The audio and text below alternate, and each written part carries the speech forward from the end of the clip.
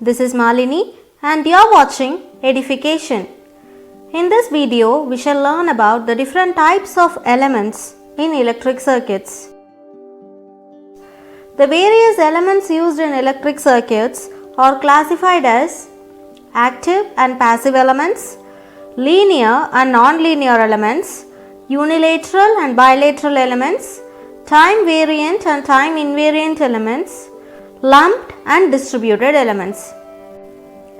Let's see about these classes one by one. Our first classification is passive and active elements. An element will be called passive if it cannot generate or amplify energy. That is, the components of the network can only consume energy. They may either dissipate or store energy. Such elements are called as passive elements, and the network containing only passive elements is called a passive network. Examples of passive elements are resistor, inductor, capacitor and diode. So, in a passive network, energy leaving the network will be less than energy entering the network. If E of t is the difference between the energy entering and leaving the circuit, then E of t is greater than or equal to 0 in a passive network. If E of t is equal to 0, then the circuit is neither generating nor losing energy. Such a passive network is called a lossless network. Otherwise, all the passive networks are lossy networks. From the characteristic curve, if V by I is positive or the slope of the characteristic curve is positive in both the quadrants, then the element is said to be a passive element. Consider the VI characteristics in the first quadrant. Both voltage and current are positive. So, V by I is also positive.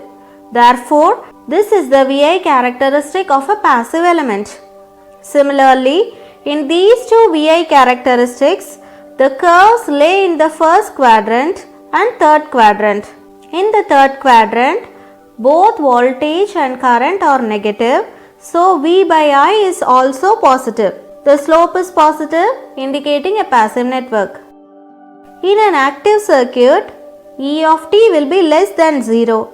That is, if the difference between the energy entering the network and leaving the network is less than 0, then the circuit is active. That is, in other words, the energy leaving the circuit is greater than the energy entering the circuit. Such circuits are called as active circuits. These elements are capable of delivering energy independently for a very long time. Voltage sources, current sources, transistors, operational amplifiers are all examples of active elements.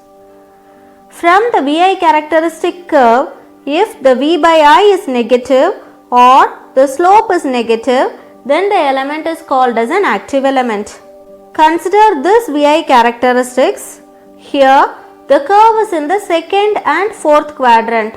In both these quadrants, V by I is negative. So, the slope is also negative. Therefore, this characteristic corresponds to active network. Consider the VI characteristics in the first and second quadrant. Can you guess whether it is an active or a passive network? This corresponds to an active network or active element. So, we can conclude that if V by I is negative in any one of the quadrants or both the quadrants, then the element is active. Our next classification is linear and non-linear elements. An element is called linear if the amplitude of the response is always directly proportional to amplitude of excitation. In simple terms, if the characteristic curve is a straight line passing through the origin, then the element is linear. Otherwise, it is non-linear. Consider the two VI characteristics. Both are straight lines passing through the origin. So, both are linear.